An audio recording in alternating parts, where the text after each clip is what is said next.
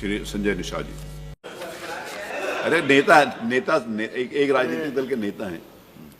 तरफ से आपने जो बोलने का अवसर दिया है, मैं अपनी पार्टी की तरफ से और अपनी तरफ से उस राज्यपाल के अभिभाषण का मैं समर्थन करता हूँ।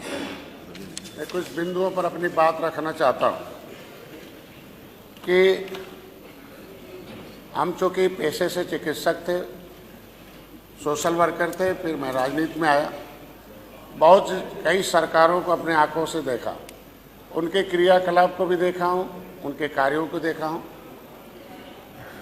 कुछ न कुछ सभी सरकारें अच्छा काम करती हैं, लेकिन उसमें अच्छे और बेहतर में जो सामने आया अभी उस पर कुछ चर्चा करना जरूरी है, क्योंकि जो अभी माननीय मुख्यमंत्री जी उन भाषण में रख रहे थे कि किसी भी धार्मिक क्षेत्र पर, क्योंकि आस्थावान लोग होते हैं, यहाँ सभी लोग किसी न किसी विशेष धर्म से आस्थावान हैं, लेकिन उस आस्था पर टिप्पणी करके उस पर चोट लगाना, चूँकि वही आस्थावान लोग वोटर होते हैं। राजनीति अपने जगह पर, धर्म अपने जगह पर, लेकिन धार्मिक चीज़ों पर टिप्पणी करके उसे दूसरे जगह का फोटो लगाकर उसे अपने ही प्लेटफार्म से उस पर प्रचार करना, लोगों के अंदर भ्रम डालना। लेकिन ये भारत की जो छवि है दुनिया में, वो सबकी जिम्मेदारी बनती है। प्रयागराज की जो धरती है वो श्रृंगेरपुर की धरती है। कभी त्रेता में भगवान राम, सभी लोग एक धर्म से जुड़े हुए लोग हैं। रात्रि विश्राम किया, उस युग में जो प्रमाणिक दस्तावेज थे उनके आधार पर निषाद राज के किले की खुदाई हुई, 56 फुट की मूर्ति लगी, भगवान राम निषाद राज की, उसका उद्घाटन हुआ। माननीय प्रधानमंत्री जी ने उसका उद्घाटन किया। 2013 में, मैं 13 जनवरी 2013 को वहाँ गया था, संकल्प लिया था। तब से उस जंगल था। पिछली सरकारों ने भी, टिप्पणी नहीं करूँगा, लेकिन पिछली सरकारों ने उसे 1977 में खुदाई कराया था। उसे खंडार छोड़कर खुदाई में मिले हुए स्थान पता नहीं कहाँ चले गए। मैं माननीय मंत्री जी हूँ, पर्यटन मंत्री हैं, मैंने उम्मीद रखता हूँ कि उस खुदाई में मिले हुए सामान को संग्रहालय बनाकर कम से कम लोगों को दर्शन के लिए रखा जाए, और कौन लोग हैं उसे किधर कहाँ किए हैं उनको एक कम से कम जांच का विषय है।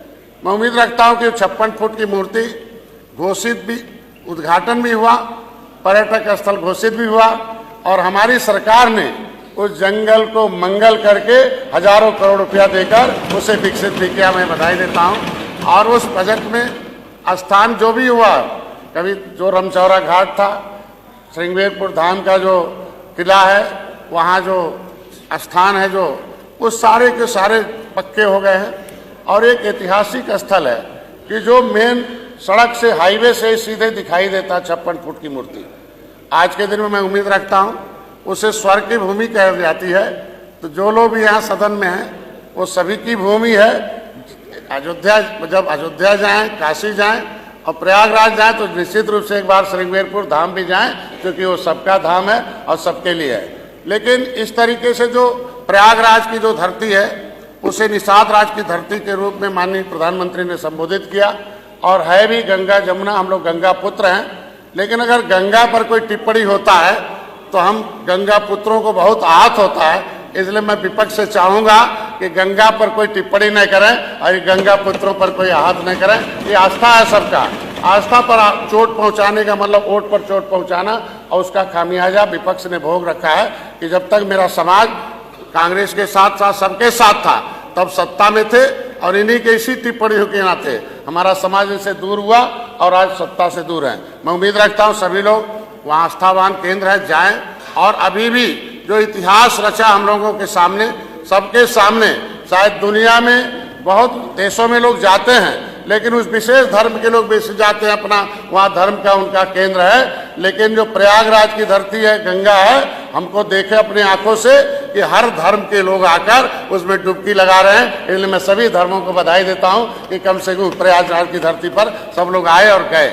उम्मीद रखता हूँ कि सभी लोग, प्रयागराज जिस तरीके से बना, जिस तरीके से काशी बन रहा है, अयोध्या बना, वहाँ भी निषाद राज के किले, निषाद भगवान राम के साथ साथ उनके हाथ पाल सका। निषाद राज की भी मूर्ति लग रही है। हम समाज के लोग, हमारी पार्टी समर्थन करती है। उस बजट इसी सरकार ने दिया है, उस हमारे भाषण में शामिल है। वो जितने भी अतिथि भवन है वो निषाद राज के नाम से हैं। जो भी आश्रम है माता सबरी के नाम से है। ये कम से कम हमारे जो डूबती हुई तोड़ी गई विदेशी ताकतों के द्वारा संस्कृति थी उसको स्थापित करने में हमें अवसर प्राप्त हुआ।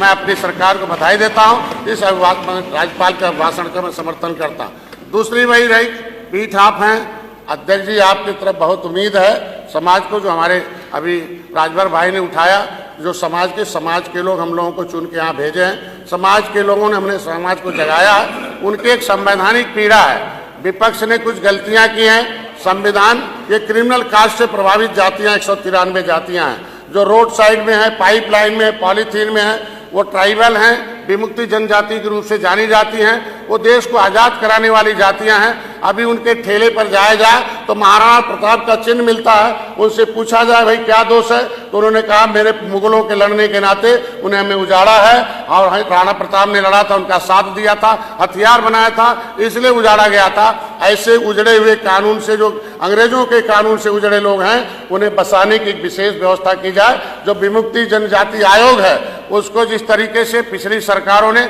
आयोग बनाकर रखा था उसे पुनर्जागृत करके विमुक्ति जनजाति के रूप में, जो हमारे केवट मल्ला, बिंद कश्यप, कहार, धीवर, रैकवार, बाथम, ऐसे राजभर, उसमें भी 193 जातियां हैं। इनके लिए कानून से उजड़े लोग हैं। मैं सदन से भी, अपने सरकार से तरफ से भी चाहता हूं कि ऐसे विमुक्ति जनजातियों के लोगों को अनुसूचित जनजाति की शिक्षा में सुविधा मिलती थी। लेकिन जो पिछली सरकार थी, नाम नहीं लूंगा, हंगामा हो जाएगा, 2013 में विमुक्ति जनजाति के रूप में उसमें एक नया कानून बना दिया कि जो ओबीसी में होगा ओबीसी का लाभ पाएगा, जो एससी में होगा एससी का लाभ पाएगा। मतलब इनका शिक्षा छीन लिया गया, उसे फिर से वापस किया जाए। और संविधान में जो सूचीबद्ध लोग हैं उनकी उपजातियों को अगर लेदरमैन को मिलता है तो वाशरमैन को भी मिलना चाहिए, मिलता है तो फिशरमैन की उपजातियों को मिलना चाहिए। हमारा अगर संविधान के अधिसूचना में अधिसूचित जातियां हैं, अधिनियम बना हुआ, अधिसूचना जारी है। उत्तर प्रदेश में 1994 में इन लोगों ने धोखे से कहा जाए, गलती से कहा जाए, 1994 में लोक सेवा अनुसूचित जनजाति पिछड़े वर्ग अधिनियम बना दिया, इनकी उपजातियों में उसमें डाल दिया। तुरैहा केंद्र में भी संविधान में अनुसूचित जाति की सूची में सूचीबद्ध है, ओबीसी में डाल दिया। तुरैहा का बाप का बना बेटे का नहीं बनता, मझवार बाप का बना बेटे का नहीं बनता। ये विसंगति सदन में हम इसलिए उठा रहे हैं कि हम सरकार के साथ हैं। हमारे मुख्यमंत्री को धन्यवाद दूंगा कि पहले ऐसे मुख्यमंत्री हैं 70 साल में, सबने हमारे समाज को बर्बाद किया, लेकिन माननीय मुख्यमंत्री ने पहली बार आरजीआई को चिट्ठी लिखा कि भाई केवट मल्ला मझवार है, ये जो है बताया जाए। और जो RGI registrar general of census of India ने, उन्होंने इसको एक्सेप्ट कर लिया कि केवट मल्ला मझवार अनुसूचित जाति के हकदार हैं। 1961 में इनकी गिनती अनुसूचित में हुई थी, इनका नाम ओबीसी में डालना गलत है।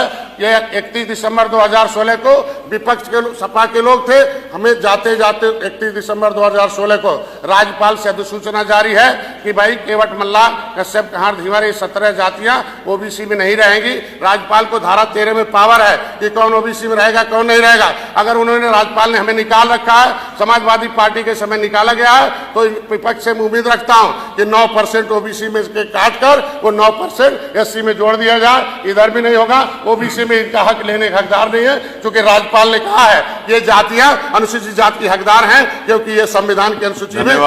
ये गैर संवैधानिक मामला था, गैर संवैधानिक काम इन लोगों ने किया था, उसको सुधारने का काम अगर राज्यपाल ने वापस कर लिया है तो मैं राज्यपाल जी के आपसे उम्मीद है एक प्रस्ताव पारित करके भेजा जाए और 9% काट के 9% ओबीसी में जोड़, एससी में जोड़ दिया जाए, क्योंकि इस जातियों को सम्मान मिलना शुरू हो जाए। क्योंकि जो बजट है वो बजट उसी के अनुसार मिलता है। ये एक जातियां पिछड़ी है, बहुत पिछड़ी है। मैं चाहता हूँ ऐसे लोगों को बसाने की व्यवस्था की जाए। और संविधान जो बजट आता अलग से आता है, तो अगर आज के दिन में सामाजिक न्याय मंत्रालय कह दिया है कि ओबीसी में मिल्कमैन ने कब्जा कर रखा है, एससी में लेदरमैन ने कब्जा रखा है, तो 66 समूह का हिस्सा कब्जाने का नहीं बल्कि उनके दिलाने का काम किया जाए। ये आवाज हमारी, एक प्रस्ताव यहाँ से नोट हो जाए। मैं धन्यवाद देता हूँ राज्यपाल के भाषण पर। धन्यवाद।